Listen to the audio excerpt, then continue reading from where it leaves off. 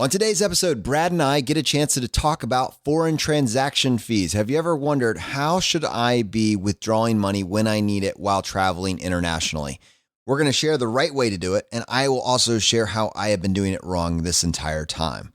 Jordan calls in to share how he was able to drastically reduce his 401k fees. Jennifer and Kara weigh in on FI if you have a chronic healthcare condition. And Jared from Fifth Wheel PT shares how him and his girlfriend are traveling the world for 5 months, visiting 11 countries for a total of, get this, less than $6,000. Welcome to the ultimate crowdsourced personal finance show. This is your Friday Roundup. You're listening to Choose FI Radio. The blueprint for financial independence lives here.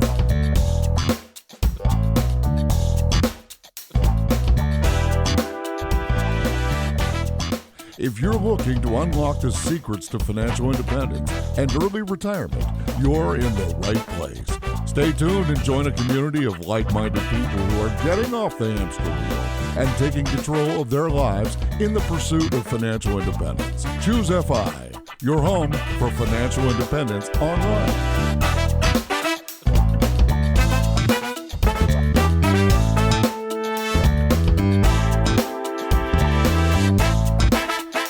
All right, guys, really excited to hop into this episode. As I kind of talked about in the beginning, we did bring Jared on to highlight some actionable tips that he used to travel the world at a fraction of the cost of what you would actually expect. We're going to be rolling out, I wanted to say unpack. Could you hear how badly I wanted to say unpack? We're going to be rolling out that entire segment later on in this episode, but I think it's a great time to have this conversation because Brad and I are releasing this while we're actually in Greece for Chautauqua.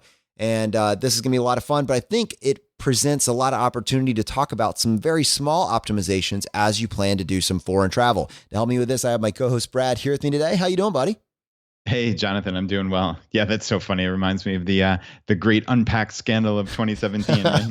When I realized that was my go-to default word.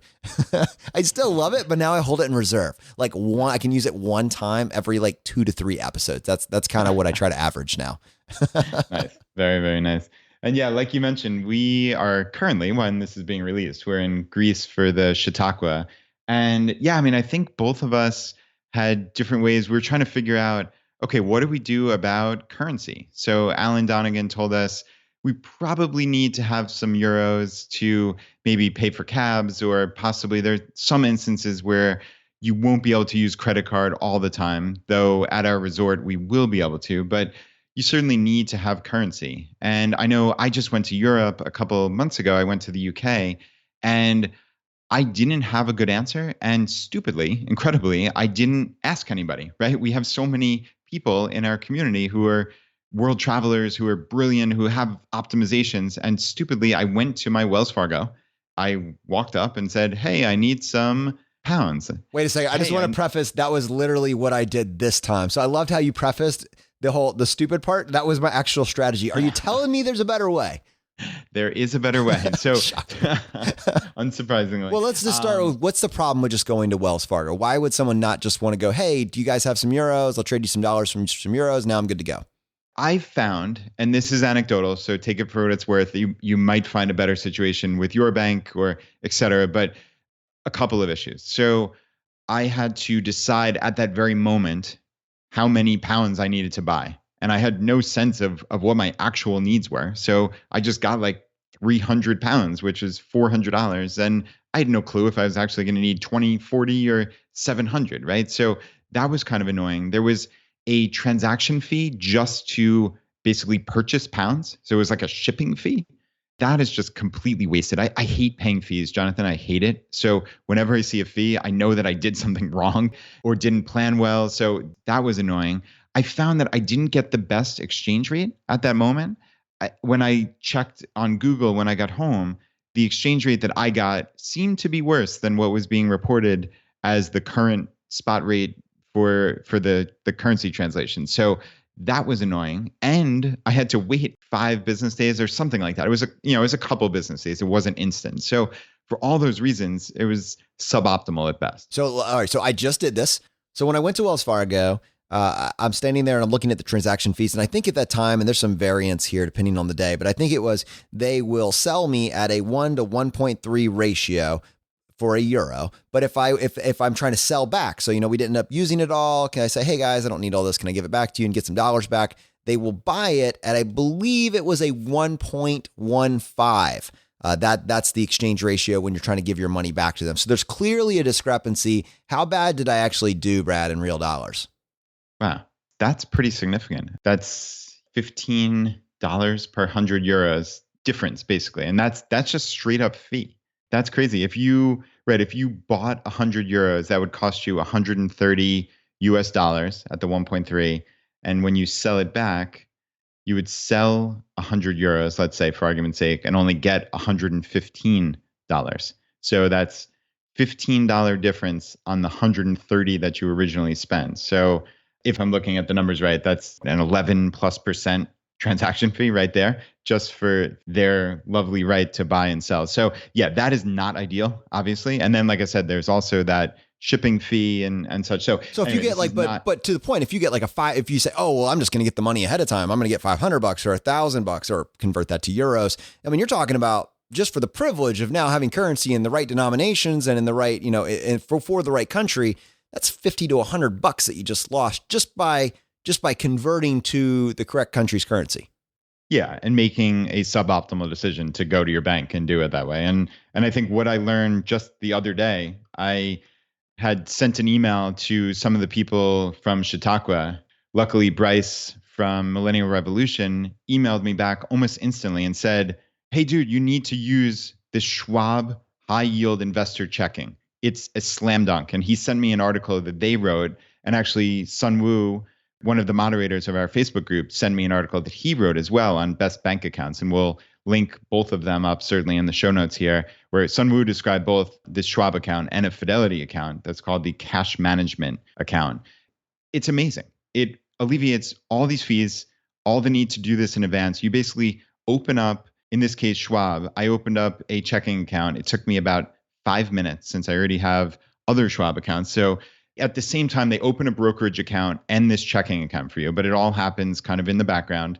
And you link up your other bank account. So in my case, I linked up this Wells Fargo account and deposited, it was some small amount. It was $500 or $800, something like that. It was nothing significant. And they send me an ATM card, which is wonderful, right? So I have this debit card. I can use it at any ATM in the world, basically. So in this case, Greece. What's cool is they see any ATM fees that you're charged by the bank, and they actually reimburse them. So you pay no ATM fees. You pay no foreign transaction. There's no fees whatsoever. And you also get the best exchange rate at that given moment. And then the beauty is you don't need to forecast in advance of your trip what you're going to need as far as currency goes. You just, hey, I need some more money. I need some more actual currency. Let me just go walk over to the ATM and get some out. So yeah, I think this solves every problem for me. And I just feel dramatically better. And yeah, when I chatted with the Schwab rep, they said I would get my ATM card within a handful of days. So yeah, it's really a win all around. I can't think of a segment that we've done up to this point in time that has left me feeling more irritated, Brad. There's zero chance that I'm going to go to Greece and not be slightly resentful of this more optimized path you took unless you can't find an ATM anywhere. In which case, I have some cash that I can lend you, brother, but I'm going to charge you some serious transaction fees. Nice. A good 12% like Wells Fargo. Cost of doing business, my friend. Cost of doing business. But yeah, okay. I hope that was helpful. I'm glad to take one for the team. Maybe I even have a little bit of room to nip this in the bud and get this before we actually are in Greece. Who knows? But I think that I acted out of haste, and I should have just slowed down and found out what you were scheming in the background, because that sounds like a way better plan. I will say that I have I did not do very good on this end, on the foreign side, but domestically, I have a online bank account with USAA that gives me free checking. You just got to put $25 in minimum deposit. I can't speak to the interest rate. I'm sure it's garbage, just like everywhere else. But they do let you, because they don't have any physical locations, they will let you use any ATM in the country, and they'll refund you up to $15 a month in ATM fees. All right, well, let's go and take a few minutes and talk about this past week's episode on Monday. What this was for me is both a cautionary tale in PSLF, public student loan forgiveness programs, but also, frankly, this HyperDebt, getting a degree at any cost. I think today I wanted to slow down and talk about it a little bit further because there's a lot here. And I think it's indicative of maybe a larger problem that you see at a societal level. Yeah, Jonathan, at a societal level, that's a really deep point. This was distressing to me. I mean, aside from the fact that Sam has $500K in student loans, obviously she made a decision. And I get that on a personal level. But man, when you look at these programs and you say that a dental school costs $135,000, or I think she said the low end, it's $108,000 for tuition plus all this other stuff. And basically these graduate plus loans allow people to borrow these enormous sums. I mean, on some level, I get it, but man, that is a lot of money. And you wonder how much, I don't know, perverse incentives come into this where these schools know that these students can ultimately borrow almost indefinitely. So why wouldn't they raise the price?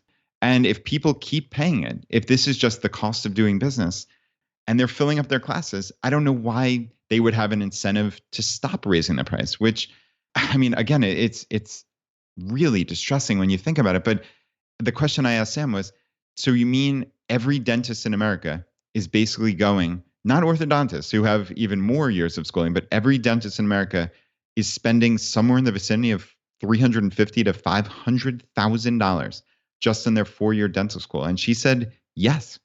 Jonathan, did you have any idea? I mean, you're more in this world than I am, certainly with pharmacy school and such. Did that ever cross your plate that this is real? Yeah, there were a couple things that really stood out to me. One is I was shocked at the average income, like what she was telling us in terms of income. And I know she said there's a range, but the economics of that choice are so stark. When she said, right now I'm currently making $120,000, to put that next to that debt to income ratio, my jaw, I had to pick it off the floor. And I knew as a pharmacy student, I knew across the street, the dental students were paying more. I suspected that if pharmacy, you were coming out in between 150 to 2, with dental school, you were coming out in between 2 to 3. But I also thought the dentists were making more as well. I suspected that it was on the higher end of that range, and it would at least be comparable, if not equal, to kind of a pharmacy path. Nothing prepared me for the numbers that she shared with us. And it made me angry, not for her, not for even the students that are in these programs, but just basically the fact that at some level, individuals, people, human beings are being taken advantage of, and they are trapped in student loan debt, which frankly, in most cases, in like 90% of cases, can't be bankrupted. This one choice that you made when you were virtually a kid, you are stuck with for 25 years if you're following this PSLF path. And the fact that, like you said, there's this perverse incentive for schools to just let anyone get the degree because they know that they'll be able to get into this program. They know that they'll be able to finance a virtually unlimited amount of money. And then they know that that can't be discharged in bankruptcy, and that essentially these people are going to be in this program for 25 years with at some point the promise being that it is forgiven by the taxpayer. It just left me irritable for the rest of the day. Now, I'm not one of these guys that just comes down all in with this is what needs to be done. I'm very much a take individual responsibility, but in my mind, it would put a smile on my face to know that we could starve these programs that are trying to charge this insane amount of money. Knowing that she could have saved $100,000 by going across the street, and knowing that, you know, if you have a level of financial literacy, if you understand the economics of that, you could make an alternate choice. It just makes me want to go on the warpath, on the campaign trail to say to people, hey, that's crazy. Don't do that. Come over here where it's still sane. You can reach that similar level of income for a fraction of the cost. And it's not, this isn't like this is not the anti-dentist show, right? This isn't about dental school or not dental school. This is about, if your only choice is dental school, but you can choose from all of the schools, what would actually make sense? What would make sense to lay out a plan that allows you to both follow your passion, if that's dentistry, and still achieve a very, very strong financial ground game, not 30 or 40 years from now when you have to pay that tax bomb and you're on the other side of that forgiveness. Sam is on a path to 10 years. It's going to be 10 years before she ever really is able to keep a dollar of what she's making and start applying it towards her future. And I'm so impressed by what she's actually done up to this point. It makes my path look easy compared to what she is actually accomplishing. So there are some incredible people that are going to come out on the other side. And frankly, there's some people that are going to benefit from PSLF, and that's fine too. But I was talking to our good friend Brian, who we interviewed in the unique advantages of the individual investor. I believe it's episode 75. It was a great episode. I was talking to him as an aside, and he said there is an underwritten rule that when things are unsustainable, they just can't go on forever. Healthcare simply cannot go up by 10% year over year over year. It can't happen. At some point, it would envelop the entire economy. And in the same vein, tuitions cannot go up year after year in an unlimited manner. At some point, we have to say, that's insane. You're out of line. The economics don't make sense, and I'm not going to go there. But a big piece of that is getting the compound math, the just very, very simple equations, basically being able to do this cost analysis up front and say, that's crazy. And at some point, you guys are going to have to start reducing your rates. But until you do that, not only am I not going to go here, but I'm not going to let anyone I care about in my social circle go here without me telling them up front they need to look across the street. I mean, this is systemic, man. This isn't just Sam. This isn't just Mike Maru, who's in the mainstream news. Every single person that gets into that school, unless they're inheriting a vast percentage of wealth, is going in knowing that they're never going to pay these student loans off, and that's okay. They're just going to pay the minimum. I'm just simply not cool with that. Yeah. No, I hear you. And it's tough. And I mean, realistically, Jonathan, it starts with education. It starts with second generation fire, like we're always talking about here, trying to explain to your kids what makes sense financially. Sam was so wonderful to come on and was such a great guest and was so vulnerable here. And Sam is doing what she's always wanted to do. She wanted to be a dentist at 8 years old. She wasn't thinking about how much dental school costs or even how much dentists make. She said she wasn't even sure, or how many loans she had to take out. She just simply wanted to be a dentist and help people. It distresses me to no end that dental school is going to cost $500,000 for basically every dentist you see on every corner in America. That just doesn't make sense. But I mean, the fact that she's saying everyone told her, right, quote unquote, everyone told her it wasn't possible to pay this down quickly. And you basically just had to wait it out 25 years to get it written off through the IBR program. She said, I don't know anyone who is paying it off aggressively. So Jonathan, what happens is they basically just signed up for 25 years of paying as little as possible, which as I understand it is 10%, I guess, of your income. Then they have this humongous tax bomb 25 years later. She said that her debt would have grown to over $1 million. And then I think she quoted $400,000 in taxes. I guess she's just kind of back of the envelope math here of, I assume my marginal tax rate with Fed and state would be about 40%. So $400,000. I mean, who has that money just lying around to pay this tax bomb? So I just wonder what's going to happen 20 plus years from now, or 15 to 25 years, when many of these people ultimately have that tax issue. It's really concerning. And yeah, like you said, this is a societal issue, and obviously we're not going to solve it here today, you and I just kind of lamenting this, but man, I mean, maybe by education, right? Maybe by talking to our friends and getting more people in this FIRE movement and understanding finances.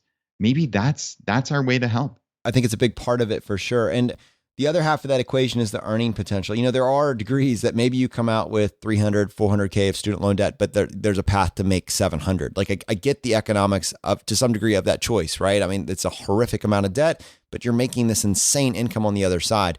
Dentist, my understanding is there's a couple paths. You can just go into another practice, right? As an employee, that's probably going to be somewhat of the lower end of the spectrum. You can buy a practice, which maybe someone is aging out. They want to bring someone in, and maybe you slowly get an increased piece of the ownership. Maybe you start your own practice, which means it's not just the student loan debt, but it's also purchasing the equipment. The equipment that a dentist would need to start with, I believe, conservatively is $250,000 of business debt that you would need to start up. And so I do know dentists that have their own practice that make $700,000 a year. There is a huge swing on this, but it's certainly not everyone. So anyways, coming back to this, Sam, what she is doing is incredibly tough and difficult. And she has my full support, and I'm blown away by her story and what she's going to accomplish. And she is going to be in great shape. But I think what this episode is a cautionary tale on hyperdebt. We know this. We know that it's not student loan debt at any cost. We know that the job isn't always worth it. I think that this is an extreme case of why, of just paying attention to the math and not trusting that just by having the degree, everything's just going to be okay, because it's just not, my friends. It's really not. You need to have a game plan going into this. No one cares about your finances as much as you do. And it's certainly not the admission office at the school. You just can't count on them to have your best interests at heart. They're not bad people. They don't care about your life the same way you do. There's not incentive alignment there.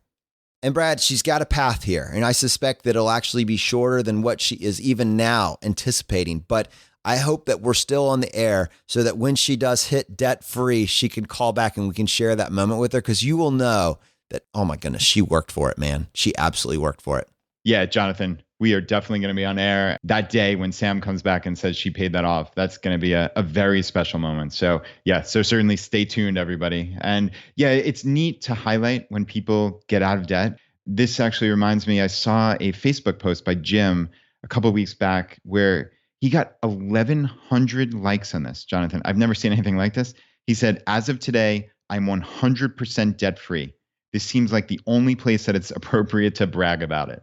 And then I guess what's cool is with the comments, he said, edit, this group has convinced me to post about it on my personal page. Hopefully this goes well. And what a neat thing. He shouldn't be ashamed of that. He should be so incredibly proud. And yeah, to have our community to share it with, and then who knows who he's going to inspire in his own personal life, right? So a huge congratulations to Jim on becoming debt-free. You know, and I think it just speaks to this idea of just getting a little bit better and being a little bit more informed every single day. And we got a call from Jordan talking about how he was able to leverage the information he learned in this community to drastically reduce the fees in his retirement plan. Brad and Jonathan, Jordan here. I'm a huge fan of your podcast. I'd like to consider myself a third generation FI member. Both my parents and my grandmother achieved financial independence by frugal living on a modest income. I took these beliefs and incorporated them in my life, but your podcast has given me clarity and direction with my savings. I don't know if I'll use the RE part, the retire early, of the FIRE movement, but it's always good knowing it's an option. I wanted to share a frugal win with you this week. Recently, after listening to many of your podcasts regarding 401k fees, I spoke with my employer regarding our plan and the fees, which seemed a little bit high. She said she'd speak to the plan administrator and see what could be done. Due to this discussion, they realized that there were some administrative charges that were being passed along to the participants. My employer agreed to cover these charges, which will reduce the fee to the participants, maximizing our value.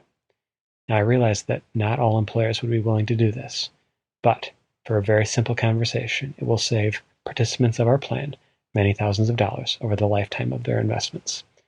This was due to you and your podcast, so I'd like to send a huge thank you to you and the Choose FI community. And I appreciate, Brad and Jonathan, all of the work that you do. Thank you, and keep up the good work. Take care. This is amazing that it was literally a 5 or 10 minute conversation that had your employer coming back and saying, wow, great catch. And yes, we can do something about this. I mean, how many little outliers are like this that if you start looking for them, you can drastically improve your performance just by reducing the fees? Forget what actually happens with the market. Your fees are lowered. You're locking in a better return. Yeah, so Jordan, the third generation FI member, and this great community member who's helping other people. And they don't even realize, probably. All these people in his company don't know that he heard about this through the FI community, through Choose FI, and then went to his administrators and got this lowered. They just know, and they might not even know, frankly, right? But he knows that he's saving people thousands of dollars across his entire company. What an amazing thing. So yeah, well done, Jordan. We get a lot of these tips over time. That's what we talk about, this being a crowdsourced show. That's really what it comes down to. There's no way that all the information that's presented on this show could just come from Jonathan and Brad. Our experiences are just not broad enough to be able to encompass all the ideas that have been presented here. But thankfully, we don't have to. Everybody in this community has a slightly different take on life, right? Their own particular path. And we've been sending out this message to our email list. Hey, what is the biggest challenge that you expect to face? And we got this response from Jennifer. She says, hi, I'm a huge fan of the podcast. I migrated over from the Mr. Money Mustache forums to Travel Miles 101 to the Facebook page to the Choose FI Facebook page, and then found the podcast. I even used the information from episode 69R on how to start a blog, and then I started my own this week. Hers is at happinessgratis.com. There will be a link to it in the show notes. Our single greatest obstacle to financial independence is health insurance coverage. I am an individual with a chronic autoimmune condition and will have lifetime expensive medication cost. This chronic condition developed the year I turned 40. Prior to illness, I was the poster child of health, a marathon runner with 3 times a week boot camp style fitness classes. I consumed healthy, balanced meals. I would never wish a chronic illness on anyone, but I do feel there's a certain level of naivete in this space when it comes to planning for healthcare in the future. A cancer diagnosis or an autoimmune condition can change a financial landscape in a split second. Now, I'm thankful for an employer who offers amazing healthcare benefits currently. I'm equally thankful that I'm aware of this chronic condition prior to leaving the working world, and we have adjusted our FI budget accordingly for the worst case scenario. But this for her is one of the biggest challenges that she expects to face. And I think it's something that we see pop up, that black swan, that what if. I know what my situation is now, but what could happen in the future? I think she has an excellent mindset surrounding this condition that she is going to be living with for the rest of her life. We got a voicemail from Kara, which I think adds a lot of insight to how to plan for this possibility. Or maybe you already have this. So it's not, will it happen? You know you're living with a chronic health condition and you're trying to figure out, how does that affect my FI number? This voicemail, I think, will be beneficial. Hi, Brad and Jonathan. My name is Kara, and I wanted to say, first of all, thanks for creating Choose FI and tying all these people and resources together. I've learned a lot in the past few months about personal finance, and I largely have you two to thank for it. I want to tell you about a few things that I've been reflecting on as I plan my own FI journey and listen to others in the Facebook group. Specifically, I want to discuss chronic illness. I myself have a chronic disease that could strike at any time and require major surgery, require drugs that cost 5 figures a month, or make me unable to continue working at all. Happily, I'm currently in remission, but I'm not alone in this. Many people have chronic conditions. Chronic here meaning basically incurable. Many people have diabetes, heart disease or its precursors. They have infertility, mental health issues, all of which can be suddenly crippling.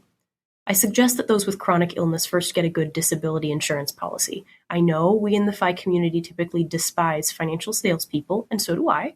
It's hard to find a disability insurance salesperson who doesn't seem to want to scam you into whole life insurance or a similarly disastrous product, but grit your teeth and buy a disability insurance policy because you need to mitigate risk surrounding your own most fragile and yet fundamental asset, your health.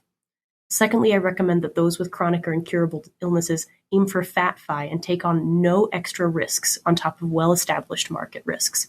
I have a strategic asset allocation. I'm using almost entirely paper assets. I'm aiming for a 3% withdrawal rate, and I'm planning to use some of the strategies that Big Earn lays out to mitigate sequence of return risks. Third, I recommend that those with chronic disease take excellent, uncompromising care of themselves. Using myself as an example, my disease can be associated with need for liver transplant. My work in the medical field has taught me that they don't give livers away to just anyone. They look at whether you've been to doctor visits, whether your blood work indicates you exercise and eat a good diet, and even whether you've kept your dental appointments. So I do all those things, even if it means spending a little extra.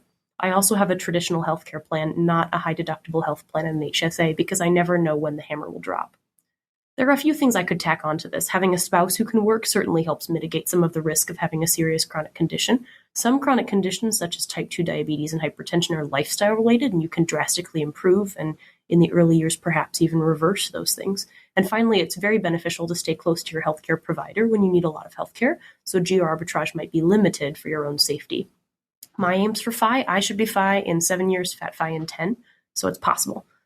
I don't leave this message to be a Debbie Downer, but to show that even limits like poor or fragile health don't need to stop you from getting to FI. Not unlike living in a high cost of living area, having a low income job, or having kids, below average health does not need to put a damper on your enthusiasm towards FI. Hope this is helpful to some of the listeners. You've certainly been helpful to me. Thanks so much and keep doing what you're doing. Brad, was this helpful? Oh my goodness. That's incredibly helpful. Wow. Yeah. I mean, obviously I have nothing valuable to add other than, wow, thank you, Kara. The only thing I want to say is I love how she's thinking ahead and she knows the rules. Think about what she said with, if I need a liver someday, right? Which is obviously not inconceivable based on the disease that she has, but she knows the rules of, wow, what would make my chance of success higher? And she's doing that years in advance. That is a brilliant, brilliant strategy. And it fits in so perfectly with our FI mindset of looking down the road, understanding the rules, and leveraging them to your absolute benefit. So well done, Kara. The other thing is you could hear her outrageous optimism, and it's balanced by a strong grasp in reality. That is, I think, one of the biggest criticisms that we've seen of the FI community is that our outrageous optimism isn't balanced out. I think we're outrageously optimistic because we understand the rules.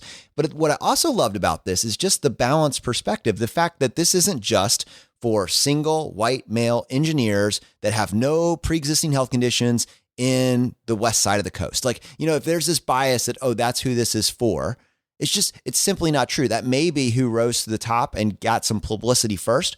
Our Facebook group, with close to 30,000 people in at this point, is, I think, actually 52+% female. And then you could say, oh, well, you can only do this if you don't have any pre-existing conditions. No, my friend. There are people from all walks of life that are pursuing this path to financial independence. And it may look different. It may look different for them at the perimeters, at the periphery, due to their own unique life circumstances. But the core tenets are the same. And I think you start with the core tenets, and then you say, okay, what variables will affect the life that I want to live? Knowing what I know about myself, what else do I need to guard for? And that's why this can't just be the Jonathan and Brad show. If we're truly going to highlight all the paths to financial independence, we need your insight. We need your input. And Kara, we're so grateful for you weighing in for that. I guarantee you there are tens of thousands of people that will benefit from you being willing to share how you're dealing with your own reality. Thank you so much. And as always, if you have information that you think would be useful for the community, please send it in to us. Send us an email, feedback@choosefy.com. We can read it on the podcast. Send in a voicemail. Just go to our homepage. You'll see very clearly, leave a voicemail in a number of different places. So send in your information. The community needs your input. All right, guys. Now, this episode's coming to you from us while we are actually in Greece for about another week. But the reason I bring that up is because so many people in our community are not interested in just taking a 1-week trip, but possibly a multi-month, multi-year trip around the world. And one of the things they've asked, okay, I can do the travel, and I see what you guys have talked about with regards to getting my travel for less, but what other options, what other strategies would be beneficial? What other places would be beneficial to explore if I wanted to do a multi-month, maybe even possibly travel for a year overseas?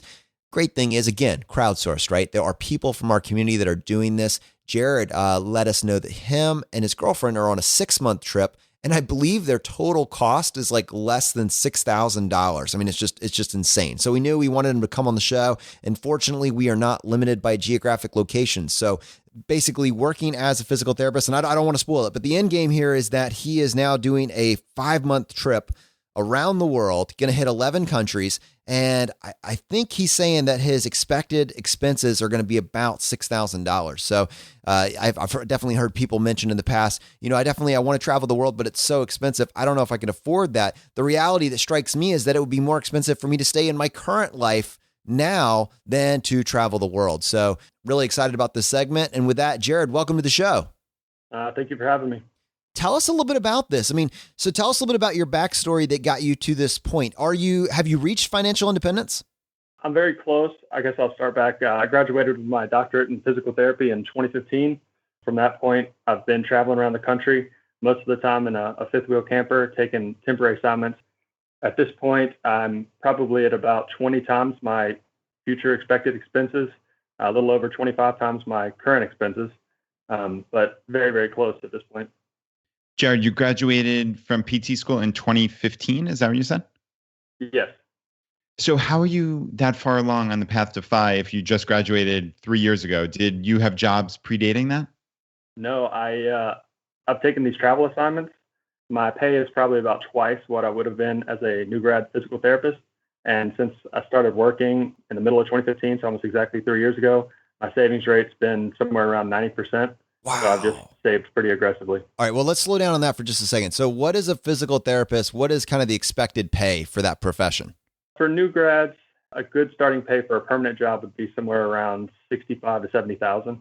But you've managed to double that. Tell us about how you found, you found an outlier. That's basically what we're talking about. When we look at these 80-20 principles, you have found a way to vastly outperform what your peers are making in this profession. It sounds like it's something that's replicable.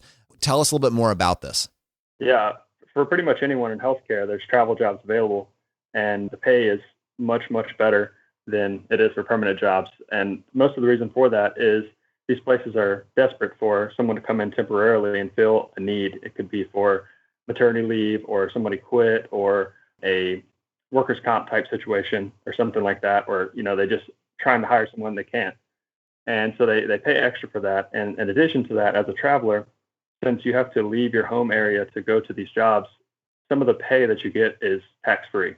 When I say that my pay is double, I'm basically taking into account those stipends are tax-free, and my net pay is twice what it would be if I was working a permanent job. That's amazing. So how prevalent are these type of arrangements? Like, can other physical therapists find them? How did you find them? Just talk me through that. Yeah, they're pretty prevalent. I would say at any given time, there's maybe 300 or 400 open physical therapy jobs, travel jobs in the country. And a lot of them are based on the West Coast. California has a massive amount, probably 100 jobs most of the time. There's quite a few people that do something similar to me, traveling around, taking these jobs. But most of the people don't try to save as aggressively as I have.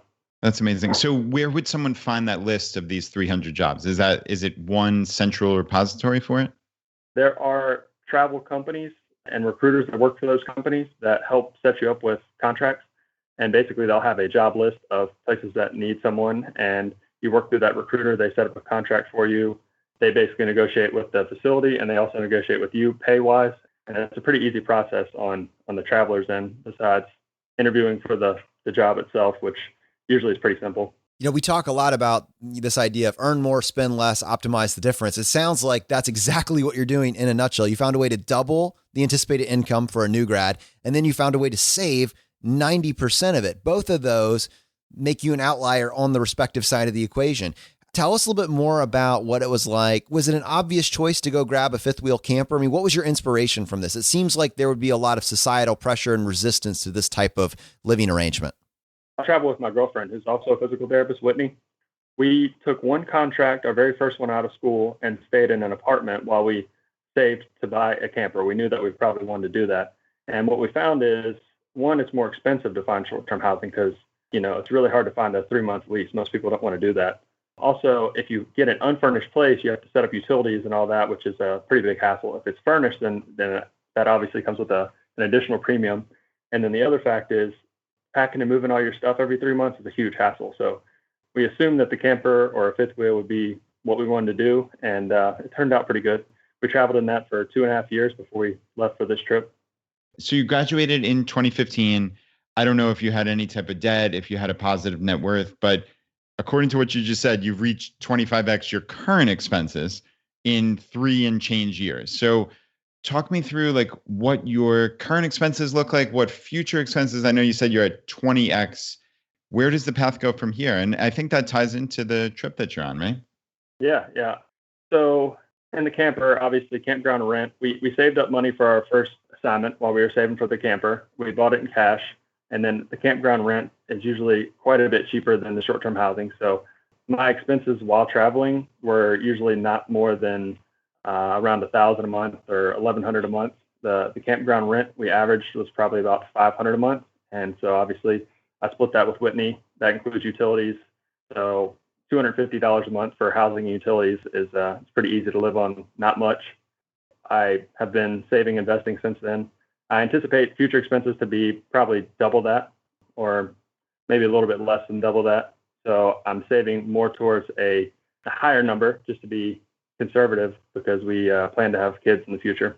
Awesome. So tell us, like, how does this fit into this travel? Tell me a little bit more about where travel falls into your game plans. Because while many people would say, and I think probably somewhat erroneously, oh, I'm going to wait until I've reached financial independence before I do any of the stuff that I've always wanted to do, it sounds like you've actually carved out time in your life to do the things that you really want to do now. And you've done it in a very financially responsible way. How did you get to the point where you were willing to take what basically equates to half of a year to travel around the world? Well, taking these travel assignments is really conducive to doing international travel because once we finish an assignment, we're unemployed until we want to work again. So it's not like you have to ask anybody for time off. We just finish and then we're done until we want to take another job. So that was a big help. Most people can't continue working and take 5-month trips. So we decided, that's a great amount of flexibility we have with our job to do something like that. Also, we're planning until after I was 5 to take a long trip, maybe travel around the world. And then it was actually kind of a spur of the moment thing. My girlfriend I found this resort, this camp retreat thing that she wanted to do, a women's health physical therapy retreat in Morocco. That was in August, beginning of August. I was like, well, if we're going to fly to Morocco, Northern Africa already, then we might as well keep going. I know I want to spend some time in Asia. Most of that's from reading blogs like Go Curry Cracker and seeing how cheap and awesome Asia is. So we decided to, instead of waiting for another 6 months or a year to do it, just to go ahead and do it now. It was already close enough that we had plenty of money saved and investment returns and a little bit of blog income. So I decided to just go for it. I certainly want to hear all about the trip, but I'm curious, are these going to be little mini retirements? Like, do you enjoy being a physical therapist? Do you plan on working in that profession off and on for years to come, or is this just a means to an end? My thoughts have changed a lot in the last 3 years. Initially in school, of course, you spend 3 years in grad school. You assume that's what you're going to do forever. But the job's a little different than I anticipated. I'm more of an introvert. So working around other people all day and talking constantly is kind of exhausting to me. So I don't see it being a job that I'll work definitely forever unless it's in some kind of part-time capacity. And initially when we took this trip, what I was planning was to work probably 6 months a year and then take, kind of mini retirement 6 months at a time. But now it seems like probably I might work 3 months a year for the next couple of years and then maybe transition to some part-time work because I do enjoy the job. It's just, it's exhausting to work full-time around people all the time for me. This is something that I've been thinking about and even writing about a lot lately. And that is this idea of designing your future long before you reach financial independence. And I'm blown away at what you've put together here. It's very, very cool. Let's talk a little bit more about this trip that you're making right now. So my understanding is 11 countries, 5 months, a total cost you're anticipating of around $6,000. Like how did you put this together? It was a lot of planning. We started planning this back in December, and we didn't leave until the middle of July.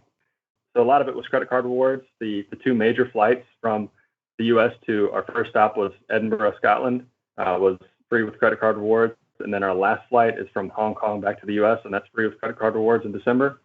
We used quite a few credit card reward points and hotel reward points for hotel stays in the more expensive places. That's helped a lot. And then the majority of the trip, 4 months, is Southeast Asia. So Southeast Asia is insanely inexpensive. So that's helped a lot keeping costs down. What about lodgings and locations? Are you using hotels? We are almost exclusively using Airbnb besides the hotels that we get for free. So with the hotels, talk me through what type of points you use in particular.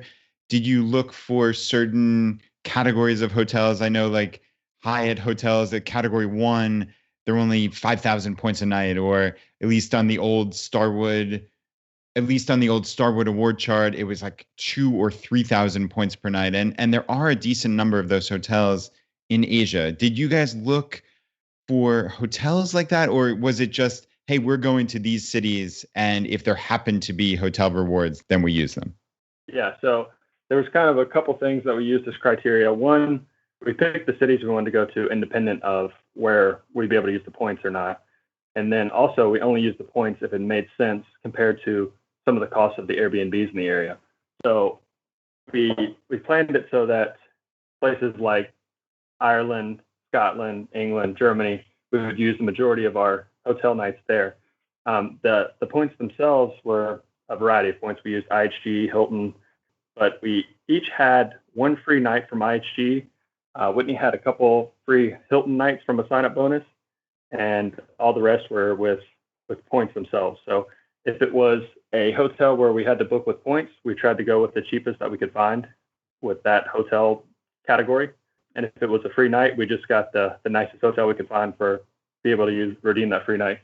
For the Airbnb, did you try to use rewards points anyway, like using a Capital One Venture card or anything like that? Did that cross your plate?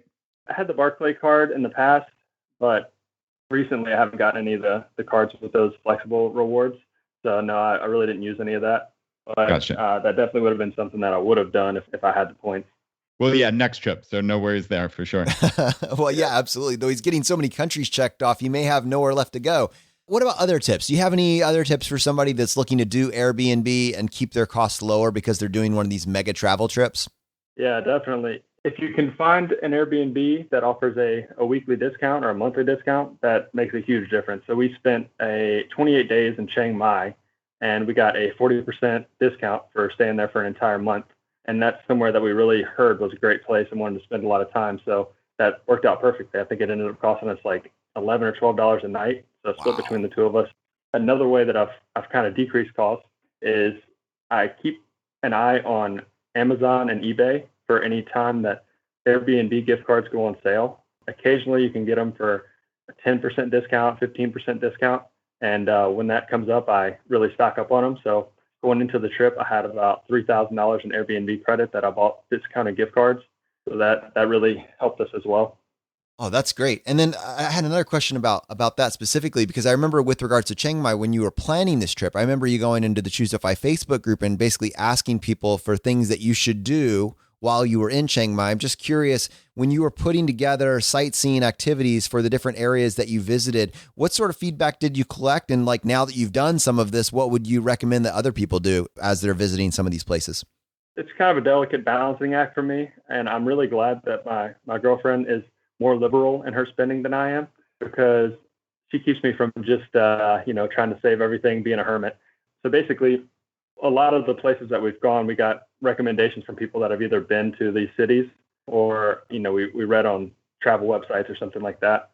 I would definitely recommend that if you're going to take a trip like this and you might only be in these countries once or twice in your whole life, to not really scrimp a whole lot on the activities. So we've done a lot. We've done pretty much everything that we wanted to do in each city.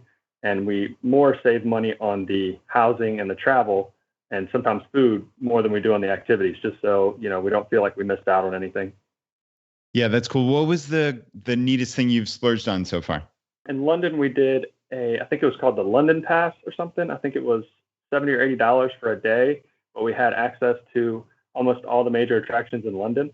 And that was really cool. So we got to go to the top of the Shard, to the Tower of London, the London Bridge experience. We did several different things there. So that's something I normally wouldn't have done, but that was a really cool thing to do. Yeah, I hear you. It's great to be able to save money on the structural expenses. This is how I look at FI anyway, is you save money on the big structural expenses, in this case, flights and hotels, so you can afford to not worry about scrimping and saving on like the actual experiences. And I know we did this. It's funny, when we were in London, I don't know if you're heading out back that way, but I actually did a trapeze class with my older daughter, Anna, which was the most amazing thing we've ever done. It wasn't that expensive, but it was like, I don't know, $30 or $40 a person. And it was just this really fun thing. It was in one of the major parks right there in central London. And we did flying trapeze. I kid you not. It was a 2-hour course. And it was one of the most enjoyable things I've ever done in my life. So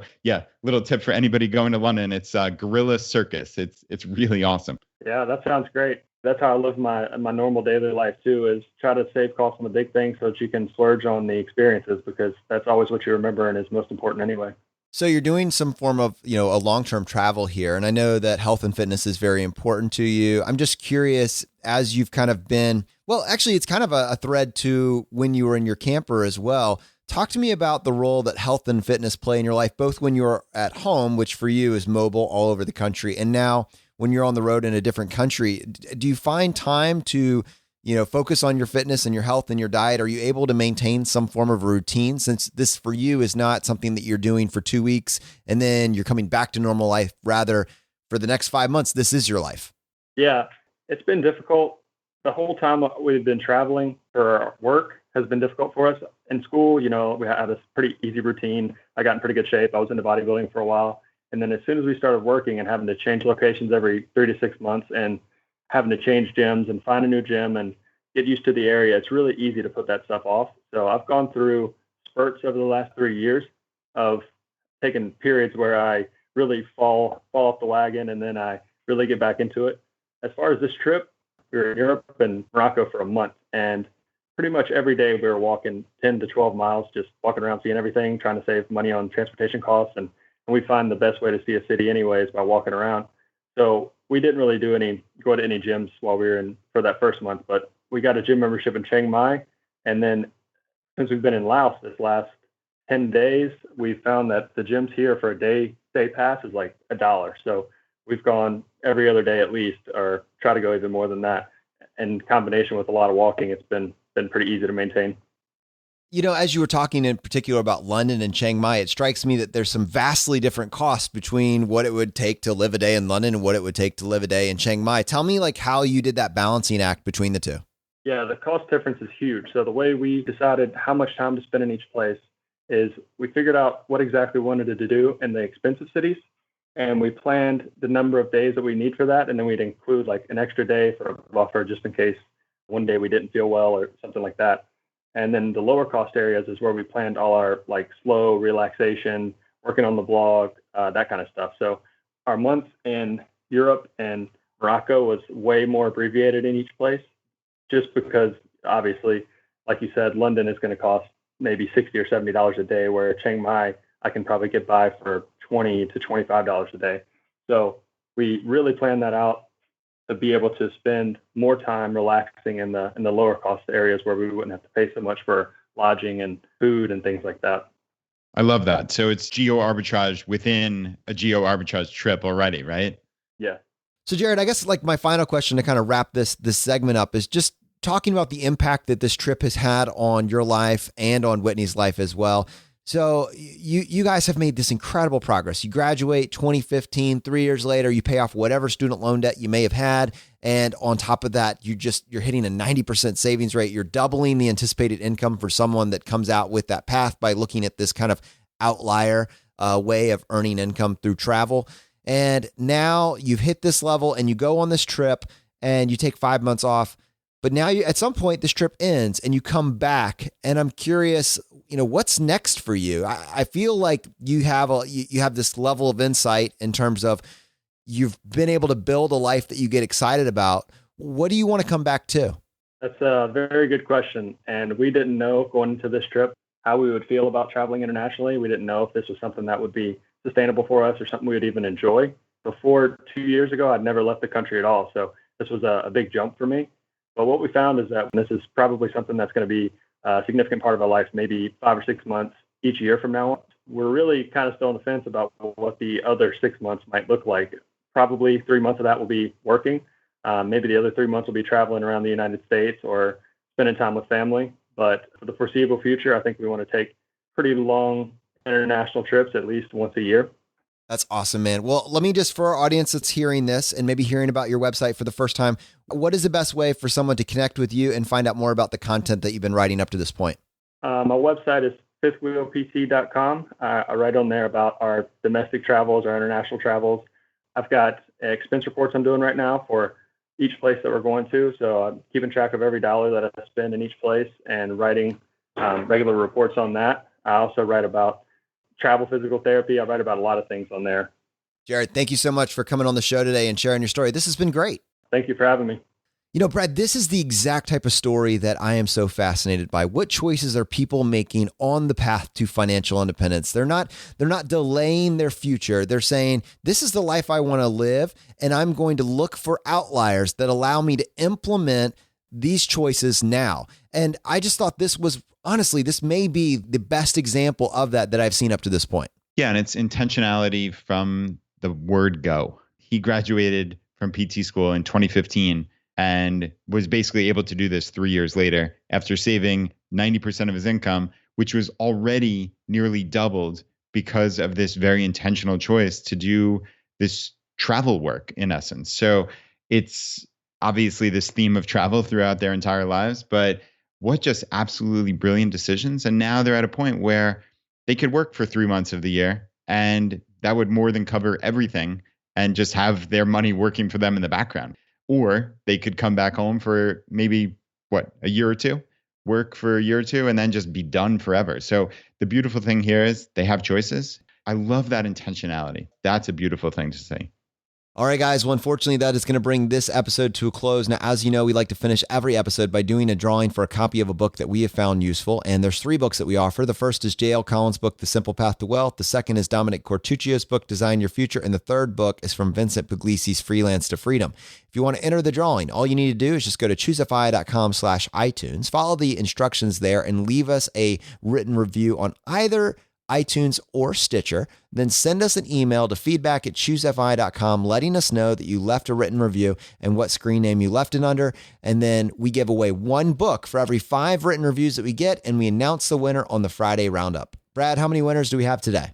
All right, Jonathan, we have one winner today, and the winner is My Life Hacking Firebug. Oh man, this was awesome. And they said, one of the great benefits of working night shift is that I get to listen to this podcast as soon as you guys release it on Mondays and Fridays.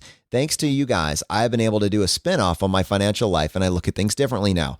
I come from a third world country, from a family with very low resources, which led me to attempt a lot of things to provide for my family at a very young age. But I've never stuck to anything. I got discouraged and mostly left things halfway or completely abandoned them. This podcast, along with a Facebook group, has become the push I needed to stay motivated and stay on track. 2 regular dudes talking about their life experiences is more relatable than listening to a guru. To be honest, every episode that Jonathan mentions his hobbies, worries, experiences, and lifestyle, I feel more in tune with the show.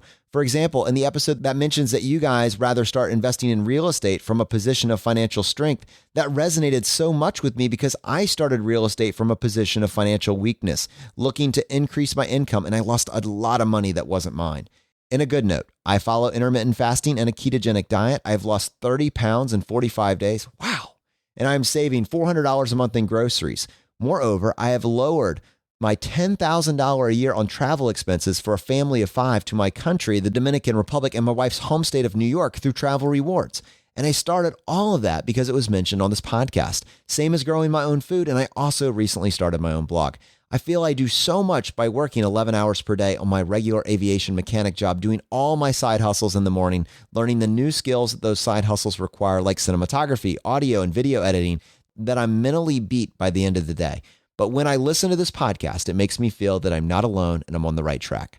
So much to say, but I don't want to make this any longer. Thank you, Brad and Jonathan. Saying that you guys have changed my life is an understatement. Wow, Brad, I mean, you got to respond to this, man. That's incredible. That is truly, truly incredible. Thank you for leaving that review, and thank you for taking action. That's what it's all about. We can talk on this podcast endlessly, but it's all about you listening and taking action in your life. And well done. But that's it, man. That's the rising tide. If this were just a one-way form of communication, just me monologuing for an hour at a time, like I think all of us would be exhausted with it. But the fact that you're willing to weigh back in on what you actually implemented and where it's sending you in your life, I think it elevates all of us. It makes all of us walk away from each individual episode on a high. And so, my friends, the fire is spreading. We'll see you next time as we continue to go down the road less traveled. You've been listening to Choose FI Radio Podcast, where we help middle-class America build wealth, one life hack at a time.